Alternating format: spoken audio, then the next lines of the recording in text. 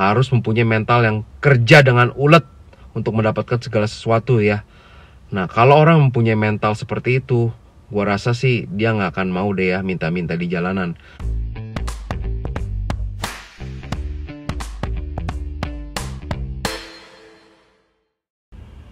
Halo guys, ketemu lagi nih dengan gua Darwin dalam channel pribadi gua Opini Darwin. Apa kabar kalian semua? Semoga kalian semua dalam keadaan sehat-sehat semua ya. Dan dalam video kali ini, gua akan mengekspresikan opini gua pribadi berkaitan dengan beberapa orang yang suka minta-minta di jalanan di kota gua nih, di Mississauga. Nah, Mississauga ini adalah bagian dari Greater Toronto Area, di sebelah barat dari kota Toronto. Kalau nyetir mungkin kurang lebih sekitar 20 sampai dengan 30 menit kalau nggak macet ya guys ya. Kenapa gue mau share hal ini? Karena sejak 2022 sampai dengan saat ini, gue tuh melihat semakin banyak orang yang suka ngemis-ngemis di jalanan di kota Mississauga ini guys. Jadi saat ini gue tuh suka lihat di beberapa lampu merah di tengah kota Mississauga ataupun di beberapa supermarket ya, di pintu exitnya orang-orang ini suka mengemis. Nah, mengemisnya itu dengan membawa kertas. Nah, gue coba baca ya kertas tulisan mereka itu apa. Jadi tulisannya kurang lebih seperti ini guys ya. Mereka itu mengaku bahwa mereka itu refugees ya. Mereka itu pencari suaka. Dia itu mempunyai 4 orang anak katanya.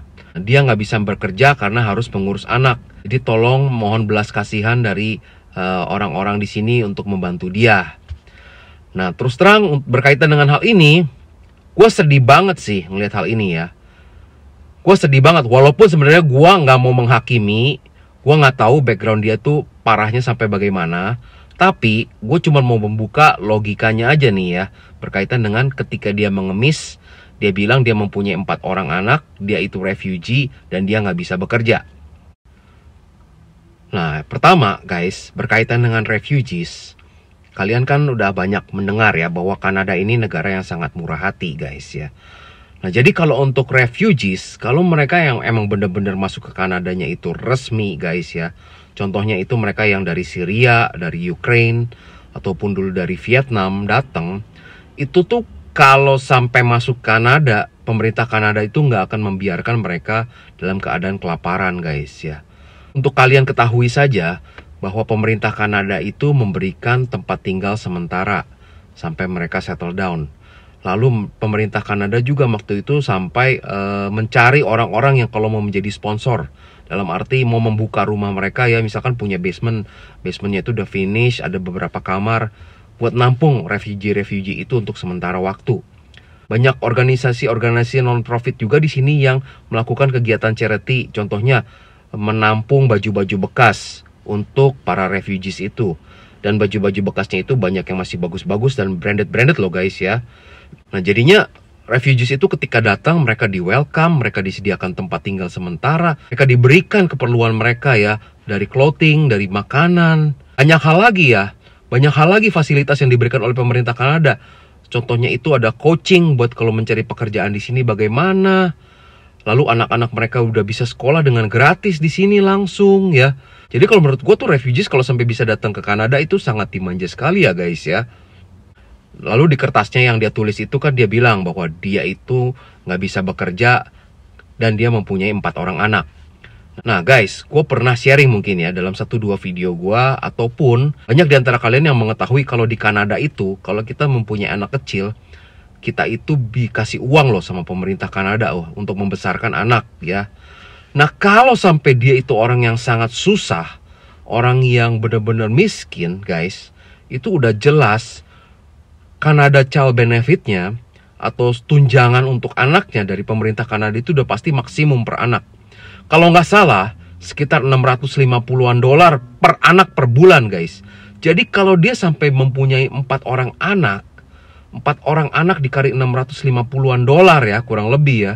Itu sekitar $2.600 guys dia dapat. Dan itu nggak kena pajak sama sekali. Jadi udah tiap bulan udah pasti mendapatkan uang $2.600 Canadian. Kalau misalkan oke lah, si orang itu ternyata istrinya yang harus di rumah karena harus menjaga 4 anak. Dia dengan bekerja saja, asumsi deh dia bekerja dengan minimum wage di Ontario. Kalau dengan 40 jam per minggu, itu per bulan itu bisa dapat bersih setelah potong tax itu sekitar $2.000 guys. Nah jadi dengan ada uang $2.000 gaji dia dan juga childcare benefit yang 2.600, jadi $4.600 itu kalau dengan 2 orang ya, suami istri dan 4 orang anak, tapi hidupnya frugal atau hemat, itu pasti akan cukup guys ya. Kenapa gue bisa bilang cukup? Jangan lupa guys, di sini selain mendapatkan uang dari pemerintah tadi, ada juga yang namanya food bank ya. Nah, food bank ini menyediakan makanan-makanan untuk orang-orang yang golongan menengah ke bawah. Bukan menengah ke bawah, malah untuk orang-orang yang ekonominya sulit di sini. Jadi kalau orang-orang yang ekonominya sulit tinggal datang ke food bank itu akan dikasih makanan juga.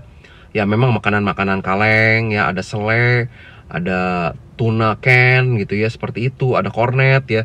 Tapi kan itu lumayan kan, dikasih jatah ya per minggu 1 kantong gitu ya.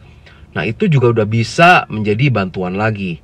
So menurut gua sebenarnya bantuan dari pemerintah itu ada ya dalam bentuk childcare benefit, dan kalau orang itu bekerja seminimum wage-nya aja masih lumayan guys ya. Lalu yang ketiga itu berkaitan dengan nggak bisa bekerja ya kan, di kertasnya ditulis dia nggak bisa bekerja. Oke deh, dia nggak bisa bekerja. Tapi yang lucunya itu begini, dia itu bisa mengemis dari pagi hingga sore. Kenapa gue bisa bilang begitu? Karena gue pernah perhatiin sekali waktu ya, gue pagi-pagi berangkat, gue masih lihat pengemis ada. Begitu sore gue pulang bekerja, pengemisnya itu masih di situ juga guys ya. Jadi dia bisa seharian dari pagi hingga sore di situ. Nah dalam arti oke lah, kalau dia nggak bisa bekerja karena mempunyai keterbatasan fisik, buktinya dia bisa hang out berdiri di situ berjam-jam ya kai, ya kan? Jadinya dia sebenarnya secara fisik kuat dong ya kan. Lalu yang kedua, alasannya bahasa Inggris. Guys, di sini kalau bahasa Inggris yang menjadi kendala, beberapa pekerjaan ada yang nggak perlu bahasa Inggrisnya dalam-dalam. Contohnya kalau kita kerja di warehouse ya, kerja di gudang, yang penting fisik kita kuat.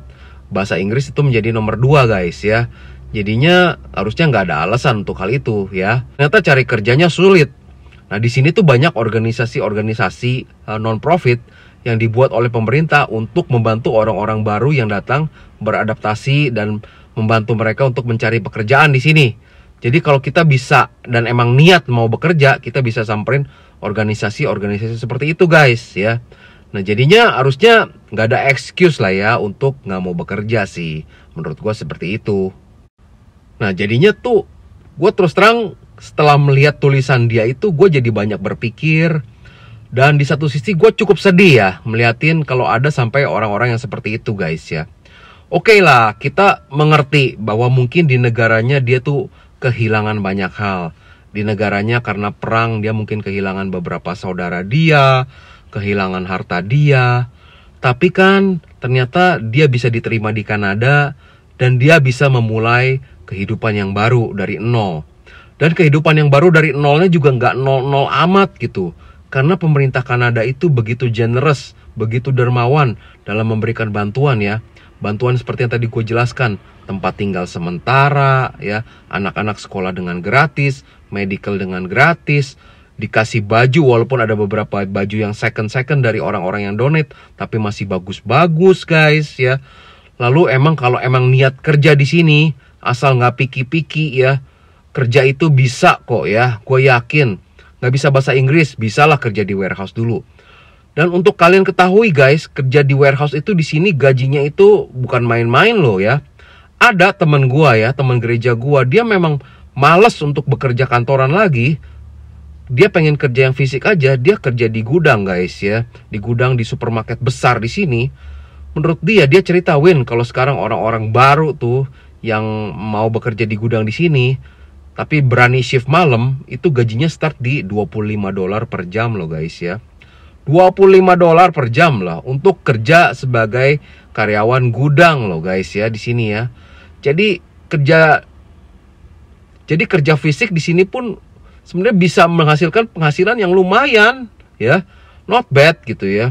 Nah, jadi intinya sih kalau menurut gue sih tergantung mental ya.